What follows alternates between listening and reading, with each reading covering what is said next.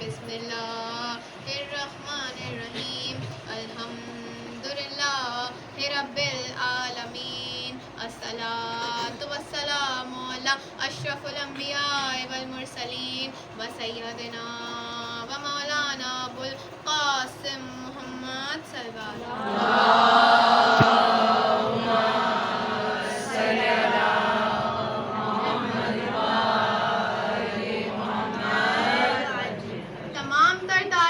تمام تر حمد و ثنا اس پروردگار عالم کے لیے کہ جو رحمان ہے، رحیم ہے، کل کائنات کا مالک ہے. اے ہمارے رب، ہم تیری ہی عبادت کرتے ہیں اور بے شک تو لائق عبادت ہے. ازل سے ہے اور ابد تک رہے گا، ازل سے ہے اور ابد تک رہے گا. بعد حمد خدا ہزاروں درود بر محمد والے محمد صلی اللہ علیہ وسلم.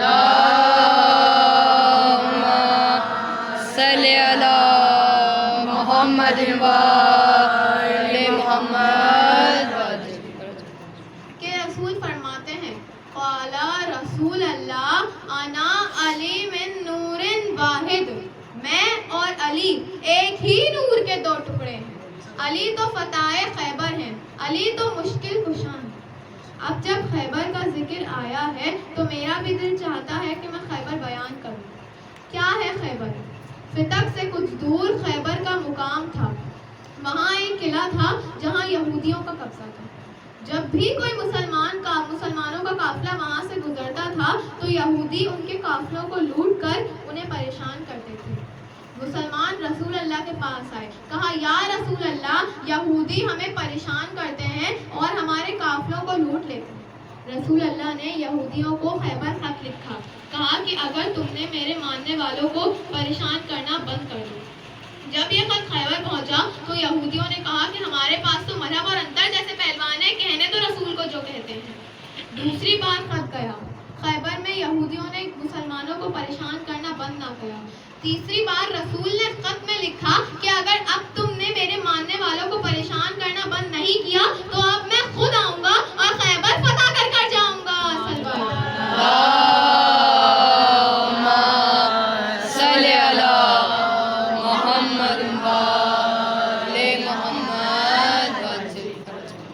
جب یہ خط خیبر پہنچا تو یہودیوں نے ایک میٹنگ بلائی اور آ کے فیصلہ کیا کہ ہمارے پاس مرحب انتر اور حارث جیسے پہلوان ہیں، رسول کو جو کہنا ہے ان کو کہنے دو، آنے دو رسول کو.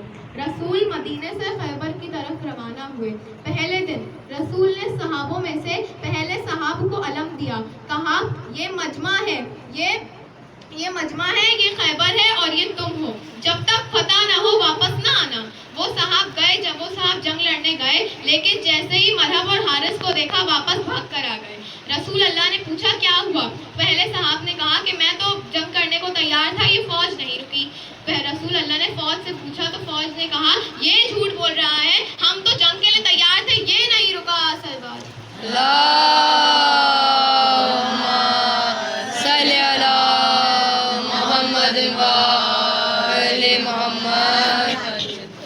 دوسرے دن رسول نے دوسرے صحاب کو علم دیا، وہ بھی پہلے صحاب کی ہی طرح بھاگ کر واپس آ گئے. تیسرے دن رسول نے تیسرے صحاب کو علم دیا، انہوں نے کہا کہ یہ تو میں ہی فتح کر آؤں گا. ان کی رفتار زیادہ تھی. جب وہ خیبر فتح کرنے گئے تو علم چھوڑ کر ہی بھاگ کر واپس آ گئے. تو چوتھے دن رسول اللہ نے کہا اب میں علم اس کو دوں گا کہ جو قرار ہوگا، غیر قرار ہوگا، جو مرد ہوگا. اصل بات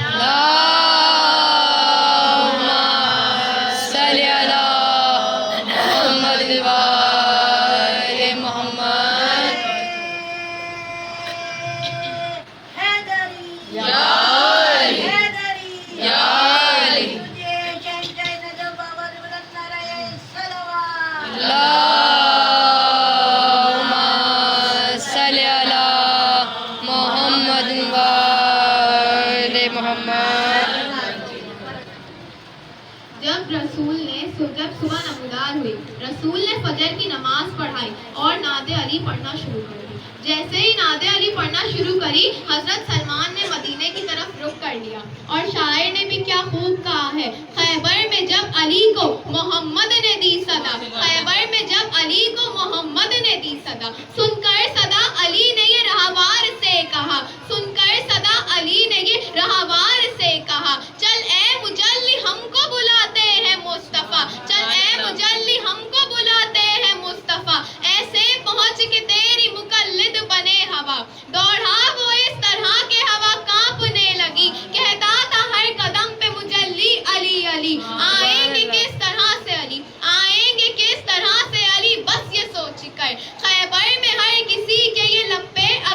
पर, नजरें जमी हुई थी मदीने की राह पर, नजरें जमी हुई थी मदीने की राह पर, कहने लगे ये हजरत सलमान देख कर, क्यों देखते हो राह तुम, क्यों देखते हो राह तुम इतने ध्यान से, वो देखो आ रहे हैं अली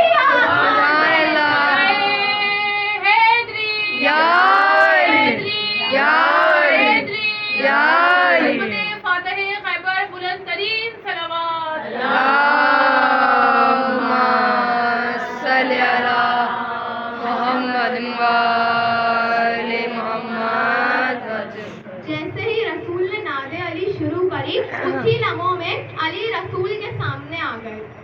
जब अली रसूल के सामने आए तो अली की आंखें बेहद दर्द में थी। रसूल ने अपना लुहाबे दहन अली की आंखों पे लगाया, अली की आंखों को शिफा मिल गई। रसूल ने अली को अलम दिया, कहा ए अली खैबर तुम फतह कर कर आओगे। रसूल ने कहा, अली ने कहा या रसूल अल्लाह मैं अकेला ही काफी हूँ। मौला अली अलम लेकर खैबर के मैदान में गए। जब खैबर के मैदान में गए तो किले से यहूदियों की आवाज आई, ए नौजवान वापस पलट जा, तुझसे बड़े बड़े लोग आए थे ऐसे ही वापस चले गए। मौला अली ने अलम उठाया और पत्थर में गाड़ दिया। जैसे ही मरहब ने देखा कि मौला अली ने अलम उठा के पत्थर में गाड़ दिया तो मरहब ने कहा अब तक ये कुछ अलग है, अब तक जो आ रहे थे वो अलम फेंक फेंक के जा रहे थे, इसने अलम को पत्थर में गाड़ दिया। अल्लाहुम्मा सल्ली अला मुहम्मद व आले मुहम्मद। मरहब के साथ बहुत सारे नजूमी बैठे हुए थे। उन नजूमियों ने कहा कि इसमें इसका कोई कमाल नहीं है, जब सितारे हरकत पाते हैं तो जमीन के पत्थर लोहे के लिए नरम पड़ जाते हैं, शायद इसने इसी मौके का फायदा उठाया है। मौला अली ने ये सुना, मुस्कुरा के फिर अलम उठाया, फिर पत्थर में गाड़ा, फिर उखाड़ा, फिर पत्थर में गाड़ा, फिर पत्थर में गाड़ा, लगातार 9 दफा अलम उखाड़ा और पत्थर में गाड़ा। देखकर नजूमी दंग रह गए। मरहब ने कहा क्या हुआ, अभी तो तुम लोगों ने कहा था कि इसमें इसका कोई कमाल नहीं है। नजूमियों ने कहा नहीं, इसमें इसी का कमाल है, क्योंकि जैसे ही अलम उखाड़ता है वैसे ही सितारे हरकत पाते हैं, जैसे ही अलम लगाता है वैसे ही सितारे हरकत पाते हैं। लगता है कि ये सितारों को नहीं, सितारे इसको देखकर चल रहे हैं। सुभान अल्लाह। अल्लाहुम्मा सल्ली अला मुहम्मद व आले मुहम्मद। ये सब देख के मरहब के भाई हारिस को गुस्सा आया। हारिस ने कहा मरहब आप फिक्र ना करें, इसको तो मैं ही मार कर आऊंगा। हारिस मैदान खैबर में आया, आके मौला अली को कहा ए नौजवान अभी भी वक्त है, वापस पलट जा। मौला अली ने कहा हम यहाँ जंग करने नहीं बल्कि तुम्हारी इस्लाह के लिए आए हैं, क्यों मुसलमानों को परेशान करते हो। हारिस ने कुछ ना सोचा, बस पहला हमला किया। जैसे ही पहला हमला किया मौला अली ने रोक के पलट के जब वार किया तो एक ही वार में हारिस को फिन्नार कर दिया। ये सब मरहब ने देखा। मरहब को देखकर गुस्सा आया। मरहब मैदान खैबर में आया, आके गुरूर से कहा ज़मीने खैबर को मालूम होना चाहिए मेरी माँ ने मेरा नाम मरहब रखा, कभी ना हारने वाला। जब मौला अली ने सुना मुस्कुरा के कहा ज़मीने खैबर को मालूम होना चाहिए मेरी माँ ने मेरा नाम है वो शेर जो अज़्ज़हा को भी चीर दे। सुभान अल्लाह। हैदर हैदर हैदर हैदर नाराए हैदरी या अली या अली। शेरे खुदा बुलंद तरीन सलावत। अल्लाहुम्मा सल्ली अला मुहम्मद व आले मुहम्मद।